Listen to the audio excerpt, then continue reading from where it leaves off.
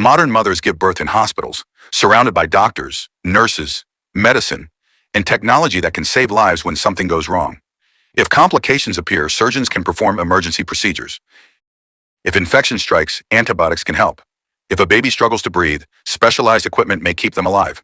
Today, in many parts of the world, childbirth is safer than it has ever been in human history.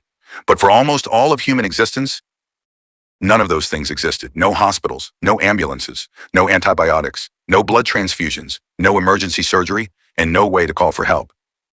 Yet somehow, generation after generation survived.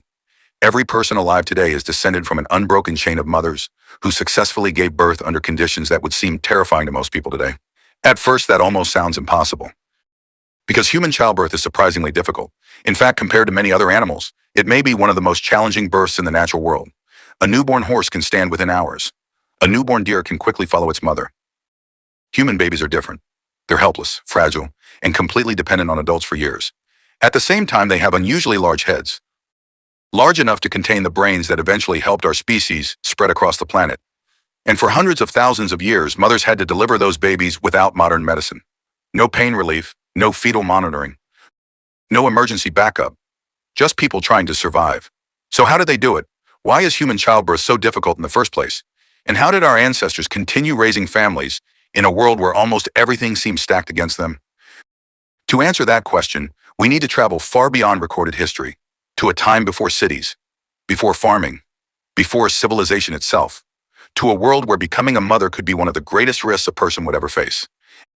At first glance, the human body seems poorly designed for childbirth, and for decades, scientists thought they knew exactly why. The traditional explanation goes something like this. Millions of years ago, our ancestors began walking upright.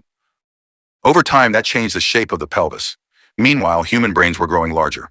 Larger brains meant larger heads, and larger heads had to pass through the birth canal. The results seemed obvious. Human evolution had created a difficult compromise. Bodies adapted for walking, babies adapted for bigger brains, and mothers caught in the middle. For many years, this idea became one of the most famous explanations for why human childbirth is so difficult.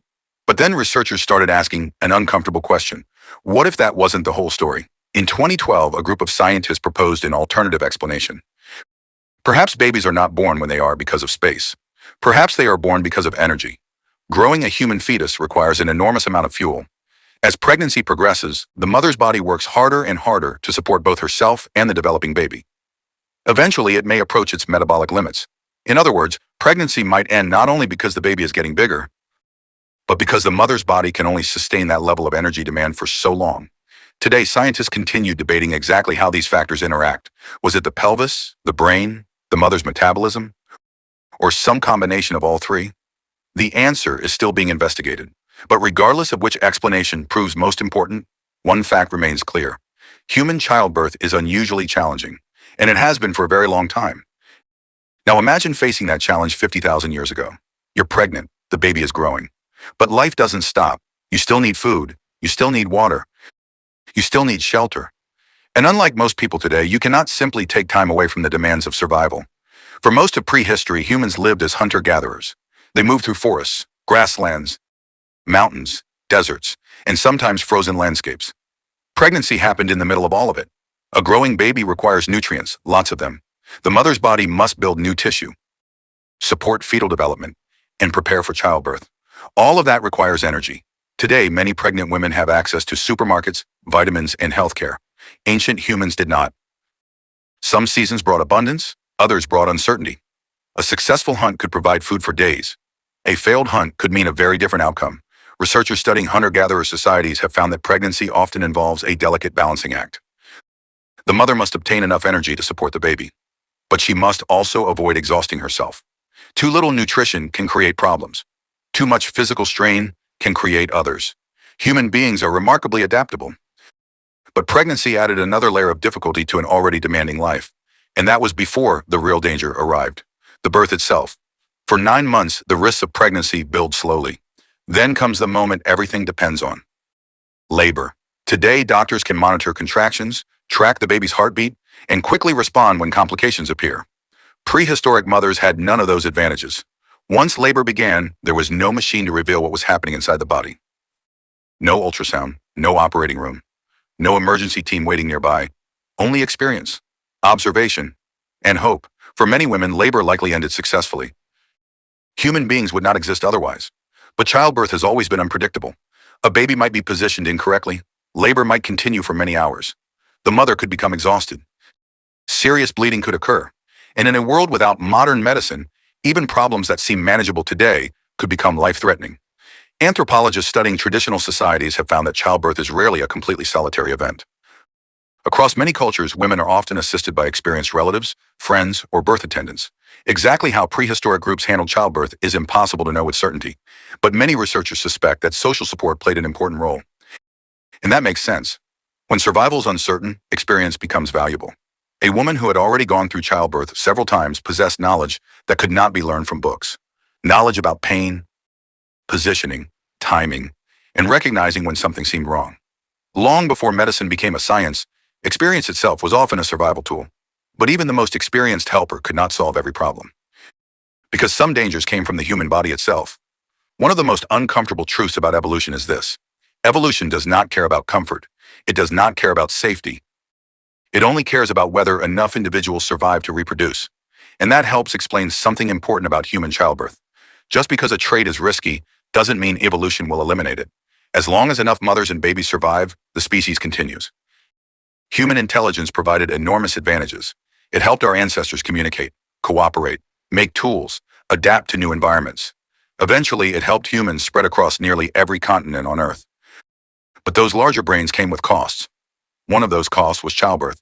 The result was a compromise that was good enough, not perfect, not safe, just good enough for the species to continue. And sometimes good enough still meant enormous risk for individual mothers. This is one reason researchers believe childbirth has been a major force shaping human social behavior. When a challenge becomes difficult enough, cooperation becomes valuable. The more support available during pregnancy and childbirth, the better the chances of survival. And survival mattered. Because unlike many animals, human children required a tremendous investment after birth. If there is one reason humans managed to survive hundreds of thousands of years of difficult births, it may be this. Humans rarely face challenges alone. Many animals raise offspring with minimal assistance. Humans are different. Very different. Human babies are among the most dependent newborns in the animal kingdom. A young antelope can run within hours. A human baby can't even hold up its own head. That dependence creates a problem. A recovering mother needs food, rest, protection, time to heal. Meanwhile, the baby requires nearly constant attention. Trying to do everything alone would be incredibly difficult. This is why many anthropologists believe cooperation became one of humanity's greatest survival advantages. In many traditional societies, child-rearing is not limited to parents alone. Grandparents often help. Older siblings help. Extended family members help. Sometimes even unrelated members of the community contribute. Researchers continue debating exactly how far back these behaviors extend into prehistory. But evidence from hunter-gatherer societies suggests that cooperative childcare has deep roots in human history.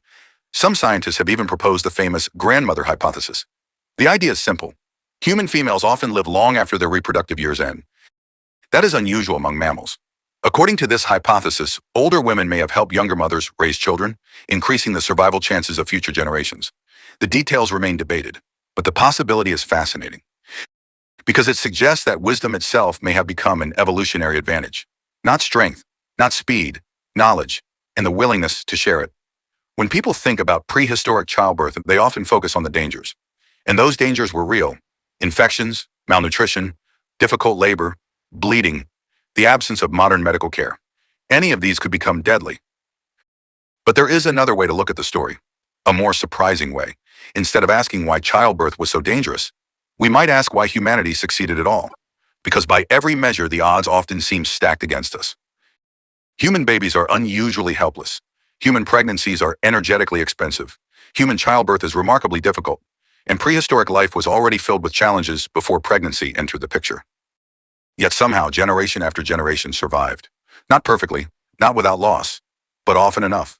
Enough to cross continents, enough to survive ice ages, enough to build civilizations, enough to leave descendants who would eventually walk on the moon. That achievement did not happen because humans were the strongest animals, or the fastest, or the most physically powerful. It happened because humans adapted, they learned, they cooperated, and they passed knowledge from one generation to the next. In many ways, the story of prehistoric pregnancy is not really a story about danger. It's a story about resilience. And perhaps that makes it even more remarkable. So why was being pregnant in prehistoric times so terrifying? Because nearly every safety net we rely on today simply didn't exist. No hospitals, no antibiotics, no emergency surgery, no blood transfusions, no advanced medical monitoring. Pregnancy unfolded in a world filled with uncertainty. A world where complications could quickly become life-threatening. A world where survival often depended on knowledge, experience, and the support of other people.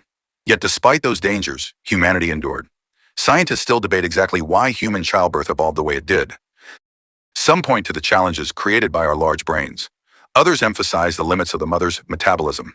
The full story is still being uncovered, but one fact remains undeniable. Every person alive today is descended from an unbroken chain of mothers who survived one of the most difficult biological challenges in human history. Generation after generation, for hundreds of thousands of years, long before hospitals, long before medicine, long before civilization itself, and perhaps that's the most remarkable part of all. Not that prehistoric childbirth was dangerous, but that humanity found a way through it.